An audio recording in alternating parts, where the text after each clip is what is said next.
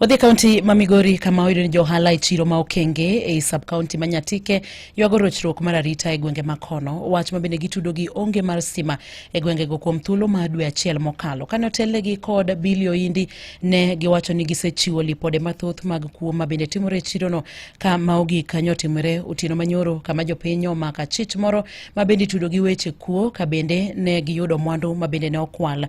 Oindi ne owacho ni nyogi mako achich moro ma osebedo ka turo dukni e chirono kendo kwalo mwandu e dier otieno. Achichno kata kamano nyore sigi obila ka jopiny ne dwa nege.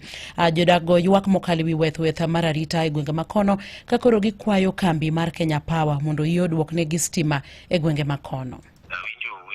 Koro ka wuok ka fuaru ino tayudo ni jomoko ne palo senda to juk gi. Koro kodhi nyaka senda to yudo ni ng'ano ringo to apiko to weye. Mar apiko ni to ne wamako mwa wang'. Koro toke ni ka piny dwa ruka koro ne pod chung kanyo kwa rito gigo nikech wadwa ni polisi obi mondo ogo picha. Apiko moro ywa chung to kono ne ng'ato ka wacho ni ng'ato yombo gi ng'wech nitie ng'ato waneno mbele kocha pa. Koro kwaringo wadhi kanyo to wayude to yien wanong'e wach no ne en kanyo apiko ne mare. Koro waduogo kode nyaka kama ne apiko wang'ie. Polisi obiro konyo ngimane kapok otimore nikech waonge stima for the last 1 month. Koro wan gi insecurity ma serious.